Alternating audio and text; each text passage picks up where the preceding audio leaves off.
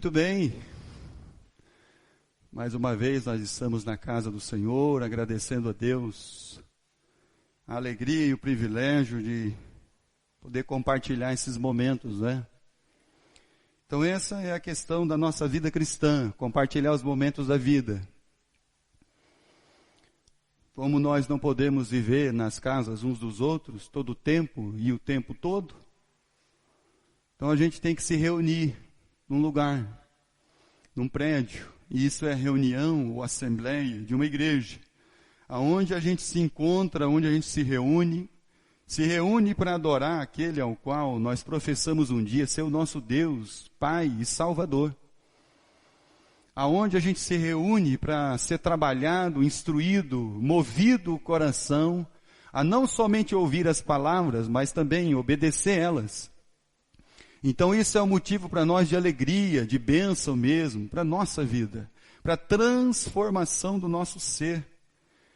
Para sermos então ali transformados conforme o propósito eterno que foi proposto em Cristo Jesus para nós.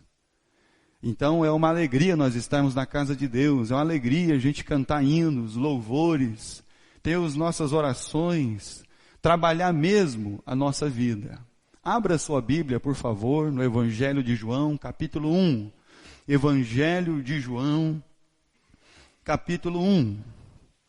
Vamos fazer uma leitura do versículo 1 ao versículo 4. Evangelho de João, capítulo 1, do versículo 1 ao versículo 4. E aí nós vamos meditar e trabalhar mesmo nessa palavra eterna de Deus ao nosso coração.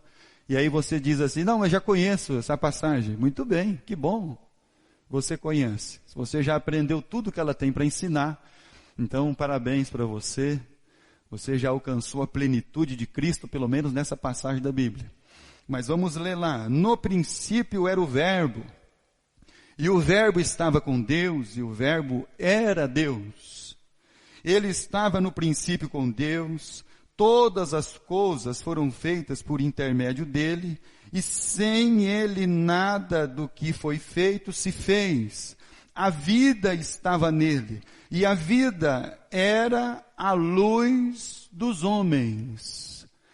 João, ele é um dos biógrafos inspirados por Deus, pelo Pai, a escrever sobre a pessoa e a obra de Cristo Jesus. Apresentou Jesus como o Verbo que estava com Deus, o Verbo que era Deus, então a pessoa do Deus encarnado, o Deus humano, o Deus que se fez carne. Enquanto o homem quer ser Deus, Deus veio a ser homem. Enquanto o homem quer ser elevado nas alturas e ser o excelso e o sublime, Deus, ele desce da sua glória, ele se abdica de todo o seu poder, glória e graça. Ele se faz menor, como diz o livro de Hebreus, menor em poder do que os anjos. E ele desce a este mundo. Então você vai vendo como é contrário os nossos pensamentos. Ao ponto que nós queremos ser Deus, e Deus quer ser homem, e se fez homem, para que nós pudéssemos conhecer na sua natureza, na sua pessoa, e como um homem, e como um filho, e como um ser humano que Deus criou, deveria ser.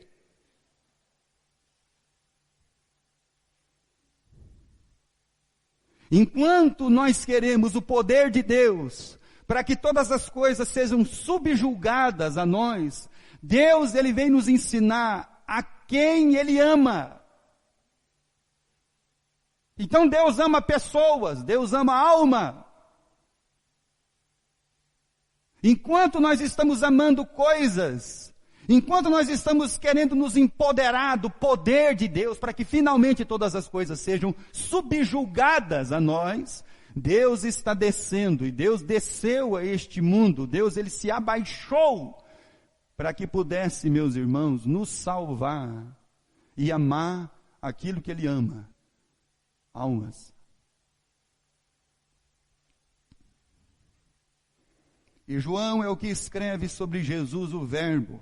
versículo 14, e ele diz aqui no princípio do versículo 14, e o verbo se fez, esse Deus se fez carne. Mas nós não temos somente esse biógrafo nas escrituras, nós temos também o Mateus. O Mateus também inspirado, escreveu sobre Jesus, mas ele traz agora o Mateus traz lá na sua genealogia, um vínculo de Jesus com Abraão. Então ele diz lá, que Jesus é filho de Davi, filho de Abraão.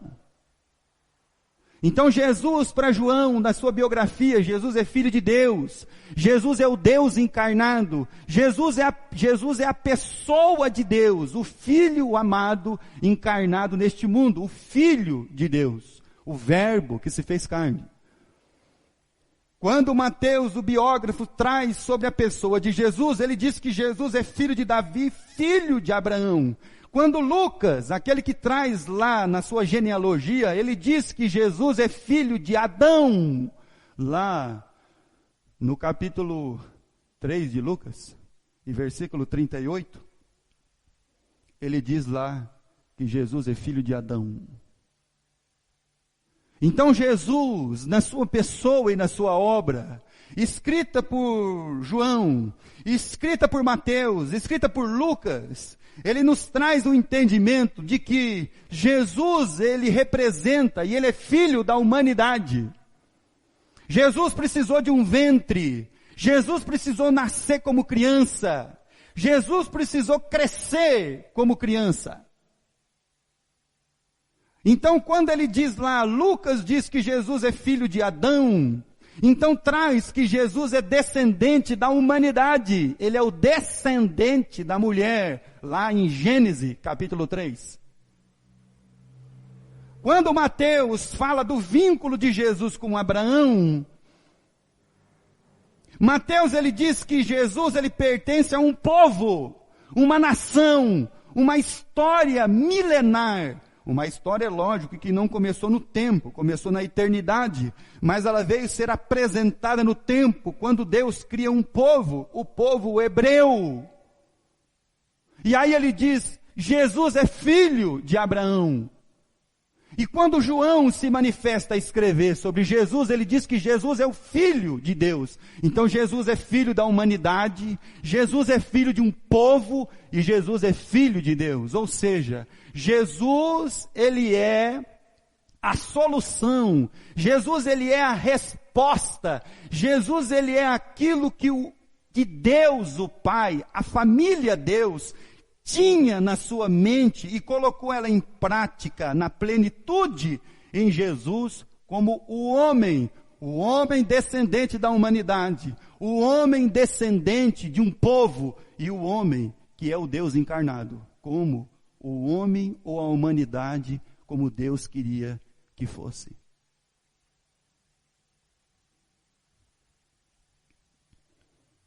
Então Jesus, ele é a resposta. E ele é a resposta para quê? Ele é a resposta para a condição humana. E quando você pensa na condição humana, a condição humana nós deveríamos então pensar o quê? Bom, vamos lá. O homem é bom. O homem é mau. O homem é ambíguo, ou seja, ele é bom e mau. O homem era bom e aí de repente ele foi se corrompendo e ficou mau. O homem é bom e mau, ou o homem, ele é mau mesmo. E quando as escrituras dizem que o homem, e creio que o homem é mau, porque aquilo que habitou no nosso representante, porque o nosso representante Adão, o representante da humanidade, e Jesus é filho de Adão, como representante da humanidade. Então, quando você chega lá no Adão, o Adão, lá no livro de Gênesis, no capítulo 5 e versículo 3, a Bíblia diz que Adão teve filhos segundo a sua imagem e a sua semelhança. Agora o Adão está produzindo filhos à imagem e semelhança dele mesmo. agora um Adão caído. E quando nós pensamos nisso, nessa questão da condição humana, da condição do homem, para que ele possa chegar a essa semelhança, a essa imagem de Cristo Jesus, nessa caminhada mesmo, meus irmãos, então nós temos que definir se o homem é bom, se o homem é mau, se o homem é ambíguo, ele é bom e mau, mas nós cremos que o homem é mau. E quando nós cremos que o homem é mau, nós não estamos dizendo que o homem só produz maldade, que ele só faz o que é mau.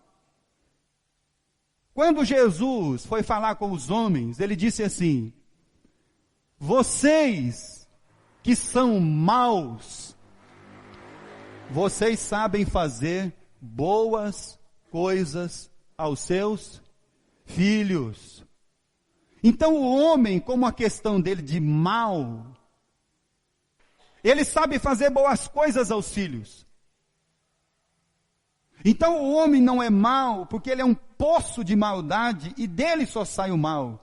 Não, o homem é mau porque ele não consegue resistir ao mal. Ele não consegue ter um enfrentamento com o mal. Por isso que Jesus ensinou os discípulos a orar. Por isso que ele nos ensina a orar. Nos livra do quê? Do mal. Não nos deixe cair em tentação.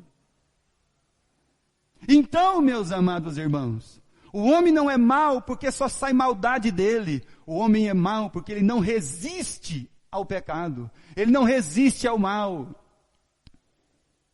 E mesmo ele sabendo, mesmo estando ali dentro do seu coração, mesmo que ele saiba o que é mal e que tem que deixar de praticar o mal, mesmo que ele saiba que está fazendo o mal e tem que parar, ele ainda assim continua.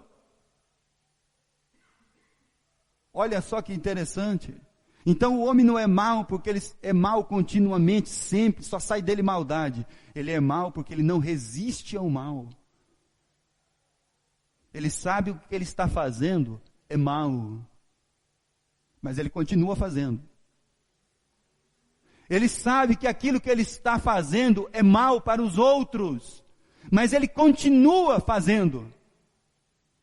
Ele sabe que aquilo que ele está fazendo de mal vai sair mal para ele mesmo. Ele está odiando as pessoas, cheio de amargura, entregue aos vícios deste mundo, a toda a imundícia deste mundo. Mas ele continua fazendo.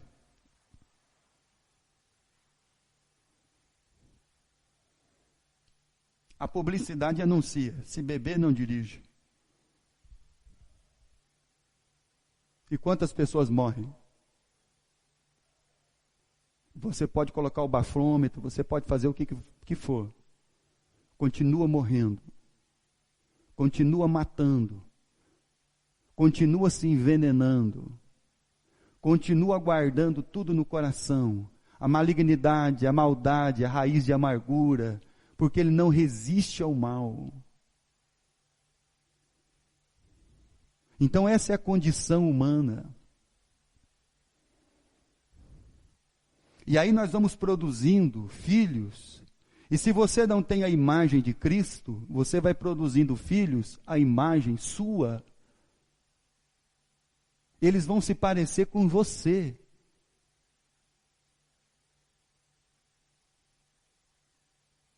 E não adianta a gente falar que não é.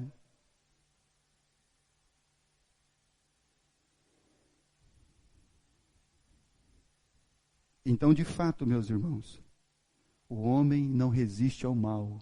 Abra sua Bíblia no Salmo 51. Salmo 51, o Salmo de Davi. O Davi declara para a gente no Salmo, para nós aqui, no Salmo 51, no versículo 3.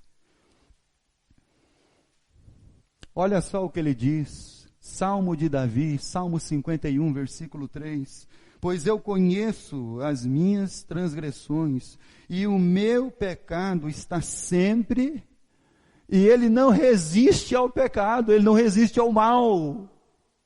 Então o pecado está diante dele todos os dias, eu conheço as minhas transgressões, eu sei o que eu estou fazendo de errado, eu sei que eu não estou ouvindo a Deus, eu sei que eu estou fazendo tudo errado, mas eu continuo, porque o pecado, ele está diante de mim. Eu conheço as minhas transgressões. Então essa é a declaração da verdade do coração, da condição humana. Nós somos escravos do pecado. A pessoa pensa que a igreja escraviza ele. Não, a igreja liberta você. Cristo liberta você. Só que você não entendeu isso ainda. Que você é escravo do mundo. Você é escravo de um copo. Você é escravo da avareza. Você é escravo de você mesmo. Porque você é um amante de si mesmo. Um egoísmo, um egocentrismo. Porque todas as vezes que você tem que tomar uma decisão por Deus e por você, você toma sempre por você. Todas as vezes que você tem que tomar uma decisão para Deus e para você, você sempre vai tomar uma decisão por você. Isso é egoísmo, é egocentrismo. Isso é condição humana.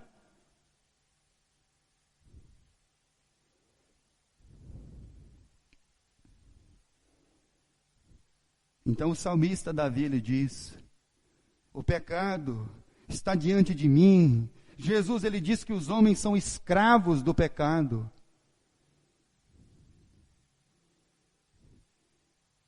As pessoas sempre tomam decisão, não para Deus. Pode perceber isso, irmão. O dia que elas tiverem que fazer uma escolha por eles, por elas e por Deus, eles vão sempre fazer uma escolha por eles. Porque é escolha e não decisão.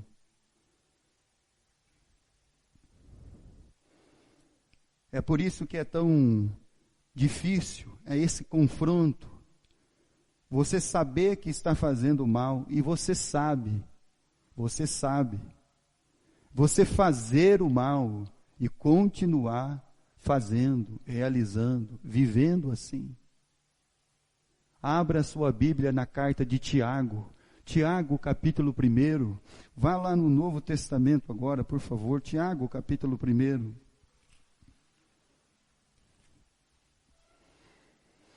Versículo 14.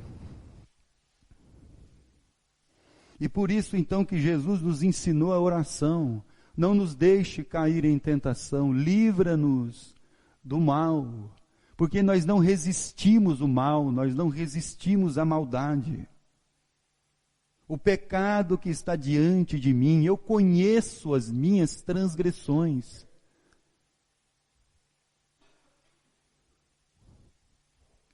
E essa é a condição humana. Essa é a condição que derivou de nosso pai Adão e de nossa mãe Eva. Tiago, capítulo 1, versículo 14. Ao contrário, cada um é tentado pela sua própria cobiça, quando esta o atrai e seduz. Então nós somos atraídos, nós somos seduzidos pelo mal, e o mal nos atrai, nos seduz e nos mata.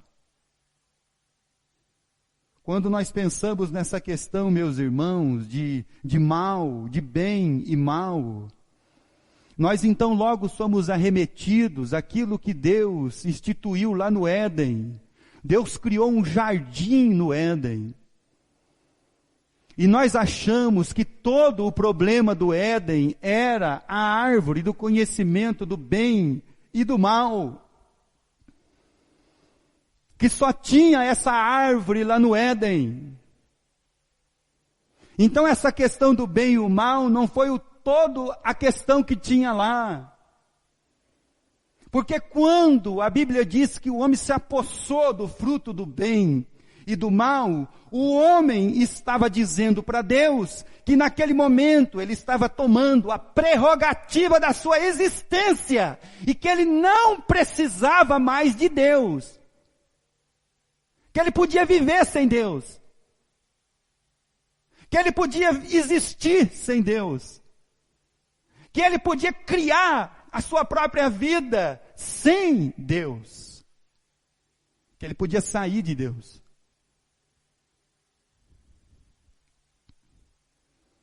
Abra a sua Bíblia no livro de Gênesis. Mas quando lá no livro de Gênesis, no capítulo 2, a grande questão não era somente a árvore do bem e do mal, mas tinha uma outra árvore lá. Tinha uma outra árvore no jardim que Deus criou. Não tinha só a árvore do bem e do mal. E nós ficamos presos somente na árvore do bem e do mal. Capítulo 2, versículo 16 e versículo 17. E lhes deu esta ordem. Gênesis 2:16. E lhes deu esta ordem. E de toda a árvore do jardim comerás livremente. Então qual era a outra árvore que tinha no jardim? Abra a sua Bíblia aí, leia o versículo 9 comigo. Capítulo 2, versículo 9. Do solo fez o Senhor Deus brotar toda sorte de árvores agradável à vista e boa para alimento. E também a árvore do que, meu irmão? Da vida. Então lá no jardim tinha a árvore da vida. E dessa árvore o homem podia se alimentar livremente. Mas a questão então não era conhecimento de bem e mal. Não é se eu ia conhecer o bem e dominar o mal. A questão não era entre bem e mal. A questão estava estabelecida da nossa vida e está estabelecida entre vida e morte. Porque no final do versículo 17, Deus está dizendo que do fruto da árvore do bem e do mal vocês não comam, porque no dia em que vocês comerem, certamente morrereis. Então a questão não era bem e mal, a questão era vida e morte. A questão é vida e morte. A questão é que sem Deus o homem morreu. A questão é que sem Deus o homem passou a criar filhos à sua imagem e à sua semelhança. A questão sem Deus, meus irmãos, é a vida e a morte. É a imagem do Adão. O apóstolo Paulo diz que nós trouxemos a imagem do terreno. O apóstolo Paulo falando sobre a questão da ressurreição, ele diz assim, nós trouxemos a imagem do terreno, mas no dia que nós encontramos o celestial, o Cristo, o Adão, o segundo Adão, porque ele diz assim, o primeiro Adão era alma vivente, mas o segundo Adão é espírito vivificante. E o segundo Adão era Jesus, o Cristo, que também é filho de Adão representando a humanidade, que também é filho de Abraão representando um povo, e que é filho de Deus. Ou seja, o homem na plenitude, como Deus queria que ele fosse. Como Deus estabeleceu, como aquele que Deus criou e disse assim, agora vocês vão conhecer um homem segundo a minha imagem, segundo a minha semelhança, como ele é, Cristo, porque Cristo era a vida, e aí quando nós lemos lá no Evangelho de João, capítulo 1, ele era a vida dos homens, e nós estamos sempre nessa degola, nessa linha tênue entre a decisão pela vida e a decisão pela morte.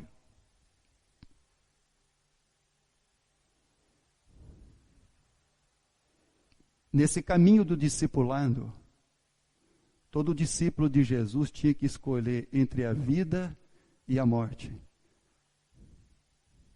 Jesus diz que a pessoa que está tentando se salvar, ele vai perder a sua. Se você está tentando salvar a sua vida neste mundo, você vai perder ela. Mas aquele que perder a sua vida, por mim e pelo Evangelho, esse a achará. A palavra de Deus parece ser loucura aos nossos ouvidos e ao nosso coração. Na última noite da tempestade de Paulo no navio, o pessoal do navio colocou um bote lá do lado e falou, bom, hora que chegar a hora a gente pula no bote e vai embora. Paulo olhou para os soldados e disse, se eles saírem do barco, não vamos poder salvar eles. Mas o bote era a salvação. O bote era a esperança que eles tinham. E Paulo olhou para os soldados e disse assim, se eles saírem do navio, não podemos salvar eles. Eles vão ter que ficar no navio que não tem ninguém dominando ele. Ele está entregue a ele mesmo.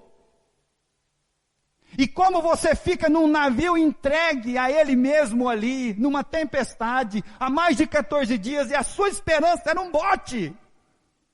A sua esperança de fuga, a sua esperança de vida, porque nós temos esperança de salvar a vida. E não de perder ela.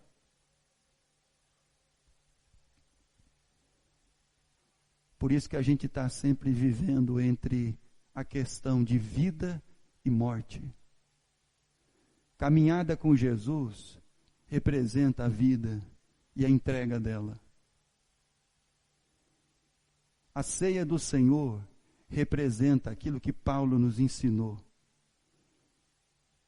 Eu vos entreguei o que recebi do Senhor, a vida.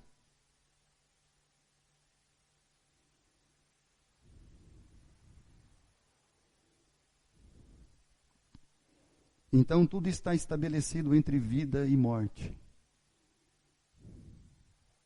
E como nós vamos chegar nessa plenitude de homem, de humanidade, como Deus instituiu, tem propósito, para que cada um de nós sejamos assim? Como é que vai ser isso? Como que nós vamos fazer isso? Como que nós vamos vencer a morte?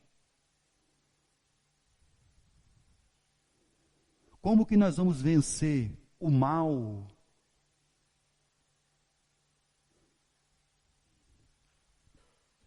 Primeiro Coríntios capítulo 15.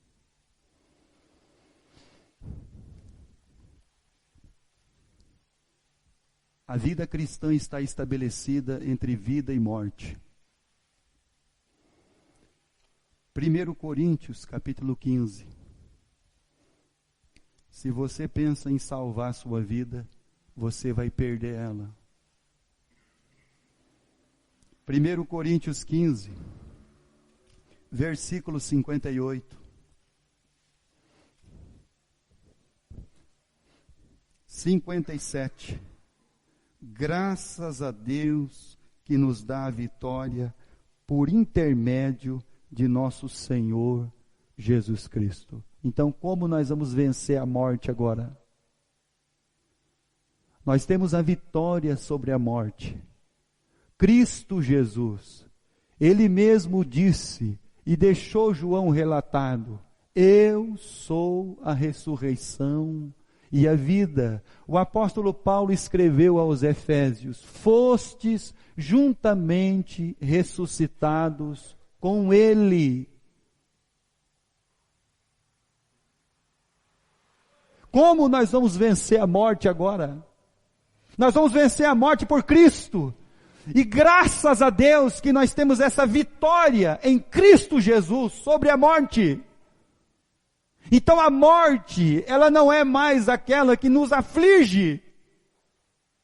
A morte apenas é aquela que vai nos fazer chegar e voltar para a casa do nosso Pai. A morte é aquela que vai nos fazer vencer de uma vez por todas o corpo desta carne. A morte é aquela que vai nos esclarecer o fim daquilo que se desfaz e que volta ao pó, porque do pó veio.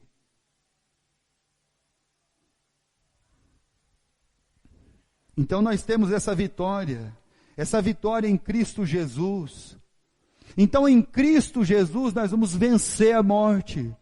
Mas já que nós somos lá da filiação de Adão, nós somos filhos da humanidade, como é que nós vamos chegar a ser agora filhos de Abraão?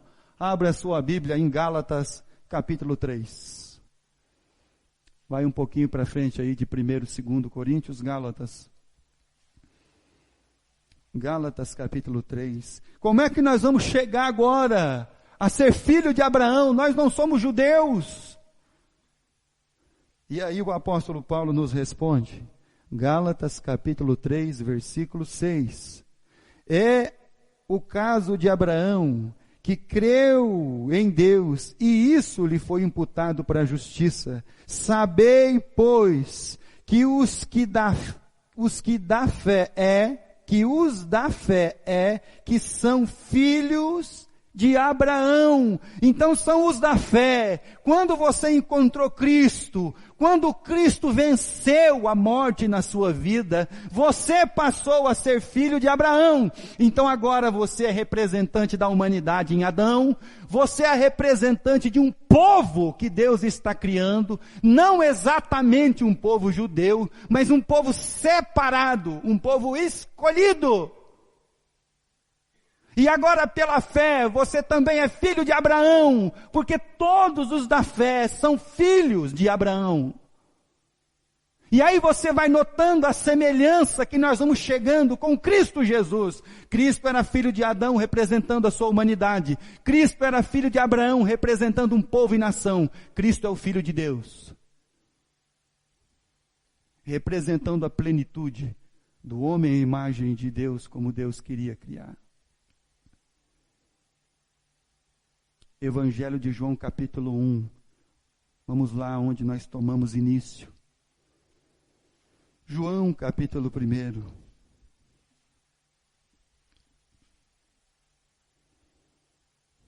Versículo 12, versículo 13. Mas a todos quantos o receberam, deu-lhes o poder de serem feitos filhos de Deus, a saber, os que creem no seu nome, os quais não nasceram do sangue, nem da vontade da carne, nem da vontade do homem, mas de Deus.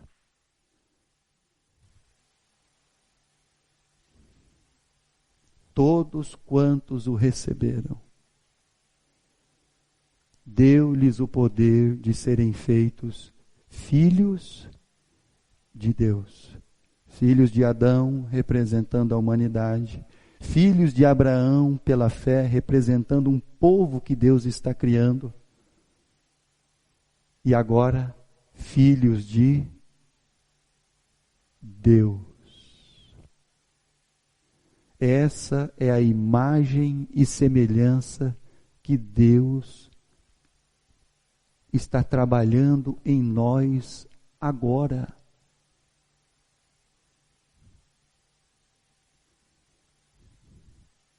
E aí você vai notando o quão Deus ele é perfeito. O quão Deus ele trabalha para que de fato e verdade nós sejamos uma imagem e uma semelhança. O discípulo de Jesus, quando ele é chamado,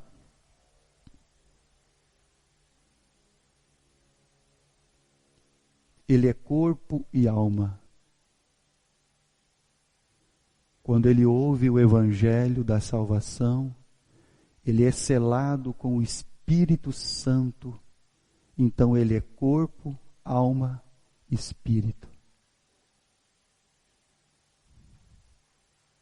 Deus está trabalhando, o Pai está trabalhando em nós. E agora, nascidos em Cristo Jesus, agora como filhos de Deus, nós vamos conseguir vencemos a morte por Cristo, e também em Cristo nós podemos vencer o mal.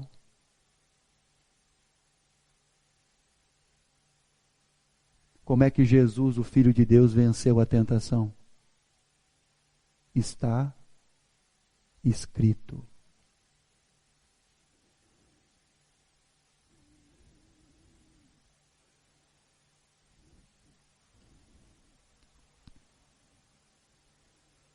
Então agora, se você já recebeu Jesus,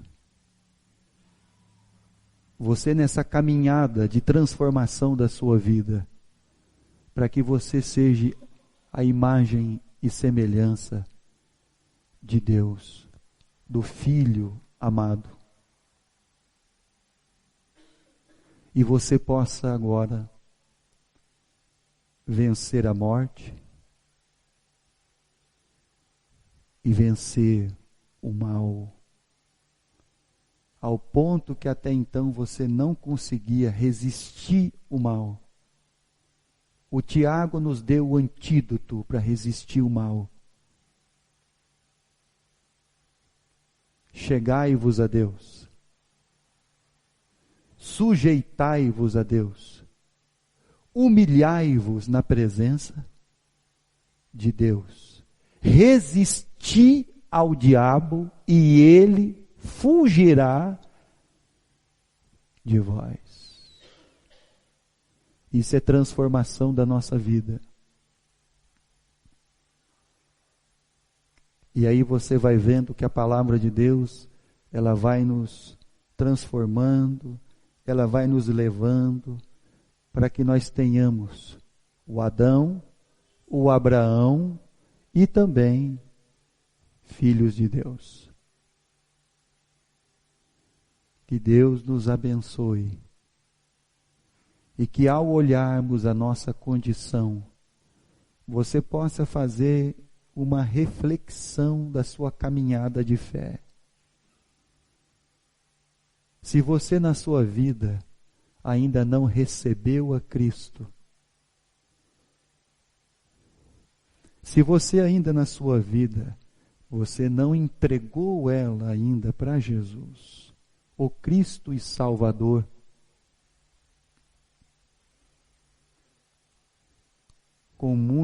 é muito difícil ou quase impossível resistir o mal e estar sobre o penhor da morte.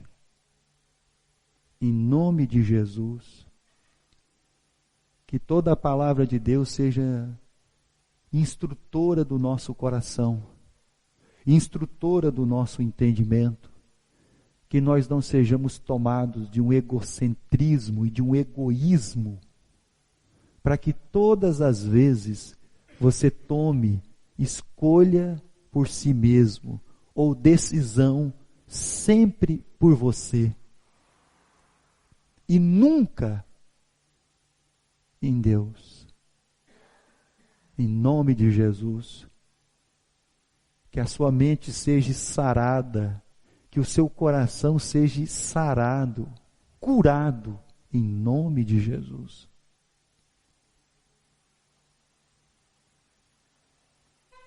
Que possamos, meus irmãos, e que essa palavra de Deus, ela esteja a cada dia nos libertando.